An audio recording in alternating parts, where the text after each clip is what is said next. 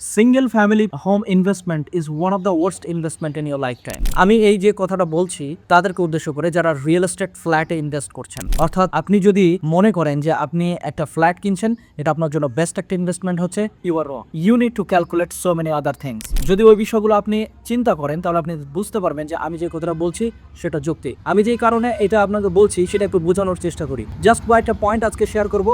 এই কয়েকটা পয়েন্ট অবশ্যই আপনি মাথায় রাখবেন এবং তারপরে আপনি চিন্তা ভাবনা করবেন যে আসলে আপনার ইনভেস্টমেন্টটা এটা রাইট ইনভেস্টমেন্ট হচ্ছে নাকি রং ইনভেস্টমেন্ট হচ্ছে আপনার জন্য। Don't be emotional, I am talking this based on the investment point of view. আর আপনি যদি হচ্ছে ইমোশনাল হয়ে থাকেন এবং আপনি যদি মনে করেন হচ্ছে আমার থাকার জন্য তো একটা জায়গা দরকার, একটা ছাদ দরকার, then this video is not for you. If you are doing it for the investment purpose, then this video is for you. আপনি যদি আসলেই দেখতে চান যে আসলে সিঙ্গেল ফ্যামিলি হোম ইনভেস্টমেন্ট কেন একটা ওর্স্ট ইনভেস্টমেন্ট আমি বলছি, তার এক নম্বর পয়েন্ট হচ্ছে এইটা আপনাকে ক্যাশ ফ্লো দেয় না জেনারেলি সেই পরিমাণে যে পরিমাণে আপনি ইনভেস্টমেন্টটা করছেন এটার পেছনে। অর্থাৎ একটা সিঙ্গেল ফ্যামিলি হোমে আপনি হয়তো বা ইনভেস্টমেন্ট করছেন 75 লাখ অথবা 1 CR টাকা। এটা ডিপেন্ড করে যে আপনি কোন লোকেশন আপনি ইনভেস্টমেন্ট করছেন সেটার উপরে। তবে আমি ধরে নিলাম যে 75 লাখ অথবা 1 CR টাকা, বাট আপনি রেন্ট কতটুকু পাচ্ছেন এইটা দেখা যাচ্ছে যে 20,000 to 30,000। কিন্তু মজার ব্যাপার এখানে একটা রিস্ক থাকে, তার কারণ আপনার মাত্র একটা ফ্ল্যাট এবং আপনি যে পরিমাণে টাকা সেখানে ইনভেস্টমেন্ট করে রেখেছেন সেই পরিমাণে টাকা বিপরীতে আপনি যে টাকাটা পাচ্ছেন, যে ক্যাশ ফ্লোটা পাচ্ছেন সেটা খুবই কম। এটা এক নম্বর। দুই নম্বর বিষয় হচ্ছে শুধু যে কম তা কিন্তু না, অনেক সময় দেখা যাচ্ছে যে আপনার সেটা ম্যানেজ করতে হয়, মেইনটেনেন্স কস্ট আছে। তার মানে it is not giving you money, it is costing you money sometimes. If you don't have a tenant, if you don't have somebody যাকে আপনি ওইটা ভাড়াতে দিবেন, so in short if it does not pay you, it's not an investment. এটা যদি আপনাকে pay না করে এটা আপনার জন্য একটা ইনভেস্টমেন্ট না, ইটস অ্যান এক্সপেন্স। এটা একটা খরচ আপনার জন্য। সো আপনি 75 লক্ষ অথবা 1 CR টাকা দিয়ে একটা খরচ কিনছেন কিনা সেটা একটু যাচাই করে দেখা সময় হয়েছে আপনার। দুই নম্বর পয়েন্ট, one tenant is equal to one risk, one risk is equal to 100% risk. আমি একটু বোঝানোর চেষ্টা করি আপনাকে। যদি আপনি বিষয়টার জন্য অর্থাৎ ফ্ল্যাটটার জন্য একজন ভাড়াটিয়া পান তবে ভালো, আপনি হয়তো বা ইনকাম জেনারেট করছেন, ক্যাশ ফ্লো জেনারেট করছেন, but that is very low. আমি যেটা আগের পয়েন্টটা বলছি। কিন্তু ধরে নিলাম ভাড়াটি আপনার এখন নাই, তার মানে আপনি ক্যাশ ফ্লো জেনারেট করছেন জিরো, অর্থাৎ একেবারে 0 টাকা আপনি ইনকাম করছেন এখান থেকে। ওয়ান ফ্ল্যাট ফাঁকা, তার মানে 100% আপনার ক্যাশ ফ্লো জিরোতে চলে যাচ্ছে। ইনভেস্টমেন্টের ক্ষেত্রে যে ব্যাপারটা গুরুত্বপূর্ণ সেটা হচ্ছে ইনভেস্টমেন্ট আপনার রিস্ককে ছড়াই দেয়, অর্থাৎ it helps you to diversify your risk. But আপনি যে পরিমাণে টাকা একটা খাতে ইনভেস্ট করছেন, একটা প্লেসে ইনভেস্ট করছেন, সেইটা একটা হিউজ রিস্ক হিসেবে বিবেচিত হবে যদি না সেটা আপনাকে কিনা পরিমাণে রিটার্ন দেয়, যদি না আপনি আসলে একজন ভাড়াটিয়া সেটার জন্য জোগাড় করতে পারেন এবং কনসিস্টেন্টলি আপনার সাথে তিনি থাকেন। কিন্তু যদি তিনি কয়েক মাস পরেই চলে যান, এটার ম্যানেজমেন্ট একটা হ্যাসেল এবং আপনার আবার ভাড়াটিয়া খুঁজে পেতে কবে আসবে, কতদিন ফাঁকা থাকবে, এই ফাঁকা সময়টাতেও কিন্তু আপনার মেইনটেনেন্স কস্ট আছে। It means it is costing you money every single month, even if ভাড়াটিয়া থাকুক অথবা না থাকুক। 3 নম্বর পয়েন্ট হচ্ছে অ্যাপ্রিসিয়েশনটা স্পেকুলেটিভ। অনেকটা স্পেকুলেটিভ এই জন্য বলছি তার কারণ আমরা বলতে শুনি যে হচ্ছে এই বাড়ির ভাড়া তো বাড়বে সামনে অথবা এই ফ্ল্যাটের দাম তো বাড়বে সামনে, বাট হোয়াটস অ্যাবাউট নাও? এখন আপনি কি পাচ্ছেন? ইনভেস্টমেন্টের ক্ষেত্রে আপনি এখন কি ক্যাশ ফ্লো জেনারেট করছেন সেটা অনেক বেশি গুরুত্বপূর্ণ, বিকজ আপনি যে অ্যামাউন্টের টাকাটা ইনভেস্ট করছেন that is not a joke. এটা যথেষ্ট ভালো পরিমাণে আপনি টাকা ইনভেস্ট করছেন। 75 bucks to 1 CR টাকা is not a joke.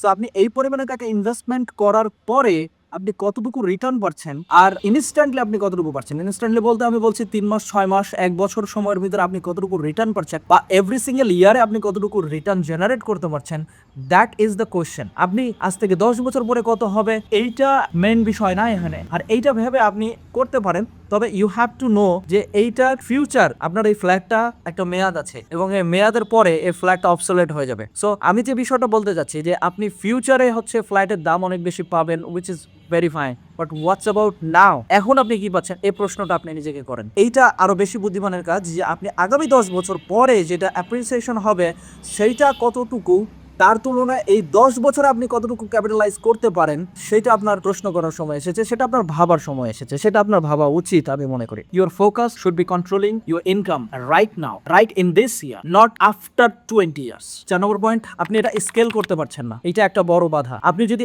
Wealth build up করতে চান, আপনি যদি অ্যাসেটকে বিল্ড আপ করতে চান আপনার লাইফে আরো বেশি, অথবা আপনার ইনকামকে যদি আরো বেশি ইনক্রিজ করতে চান, তাহলে সেক্ষেত্রে আপনাকে একটা বিষয় মাথায় রাখতে হবে, আপনাকে এমন জায়গাতে ইনভেস্টমেন্ট করতে হবে অথবা এমন ভাবে আপনার আপনার ইনভেস্টমেন্ট স্ট্র্যাটেজিসটাকে সাজাতে হবে যাতে করে আপনি সেটাকে স্কেল করতে পারেন। যদি যে বিষয়টাতে আপনি ইনভেস্ট করছেন সেটা স্কেলেবল না হয়, তাহলে সেক্ষেত্রে আপনার টাকাটাও এখানে গচ্ছিত হয়েছে, it's a huge amount of money, but you are not being able to generate cash flow every single month or every single year enough পরিমাণে যাতে করে আপনার যে ইনভেস্টমেন্ট আপনি করছেন সেটা জাস্টিফাইড হয়। নাম্বার 1। নাম্বার 2, আপনার এই যে ইনভেস্টমেন্টটা হচ্ছে সেইটা যদি আপনি স্কেল না করতে পারেন তাহলে আপনার ওয়েলথটাকে আপনি স্ট্রাক করে রেখে দিচ্ছেন। সেই লেভেলে আপনি হচ্ছে আরও যে স্কেলেবল অ্যাসেটস বিল্ড আপের জন্য কাজ করবেন ইন ফিউচার, সেটা আপনি করতে পারছেন না। ইন শর্ট আমি যদি বলি আপনাকে, তাহলে সেটা দাঁড়াচ্ছে যে আপনার এই অ্যাসেটটা আসলে স্কেলেবল না। যদি আপনি স্কেলেবল না করতে পারেন তাহলে আপনি ওয়েলথ ম্যাক্সিমাইজ করতে পারবেন না আরো বেশিভাবে। আমাদেরকে চিন্তা করতে হবে কি করলে আমরা আমাদের ওয়েলথটাকে আরো পজিটিভলি ম্যাক্সিমাইজ করতে পারি, সেই ব্যাপারে চিন্তা করে তারপরে আমাদের ইনভেস্টমেন্ট করা উচিত। আর ডেফিনেটলি স্কেলেবল ওয়েজগুলো ছাড়া আমাদের ইনভেস্টমেন্টে যাওয়ার ব্যাপারে ভাবা উচিত। 5 নম্বর পয়েন্ট, ইমোশন কিলস ROI। আমরা যারা বাড়িতে ইনভেস্টমেন্ট করি, ম্যাক্সিমাম পিপল আমরা ইনভেস্টমেন্ট করি ইমোশন থেকে। আমরা চাই কমফোর্ট, আমরা চাই ইগো, স্ট্যাটাস, আমরা চাই শো আপ করতে।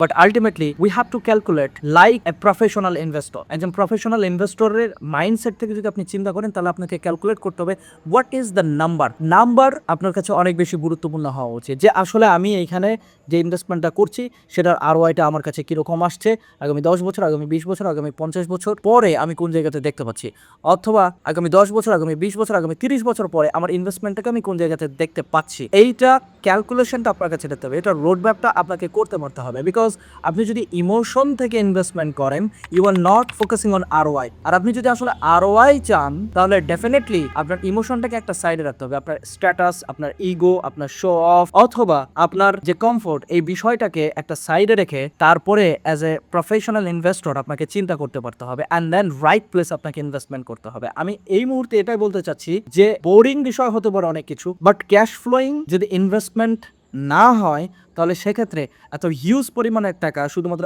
একটা ফ্ল্যাট, একটা ডোরের মধ্যে আপনি ঢুকাচ্ছেন, it is not a wise option I think. So আপনার এর চাইতে যদি বেটার অপশন আপনি পান সেই ব্যাপারে আপনাকে কাজ করা উচিত, অথবা এর চাইতে বেটার অপশনের জন্য আপনার কাজ করা উচিত, এবং আমি মনে করি যে আপনার আরো বেটার ওয়েতে কাজ করা উচিত। তো single family investment is the worst investment according to my study. But আমি পরবর্তীতে আরো শেয়ার করার চেষ্টা করব যে আসলে আপনি তাহলে আরো কি করতে পারেন এবং কোথায় ইনভেস্টমেন্ট করা উচিত। তবে আমি এই ভিডিওতে এতটুকু বলতে চাই, যদি আপনি আপনার নলেজটাকে আরো বাড়াতে চান, if you want professional help or consultancy, then you can contact with me and my team and my organization. And at the same time, if you want to invest with us, then you are welcome, because we are going to help many people and we are going to take many people as my partner and grow our asset together.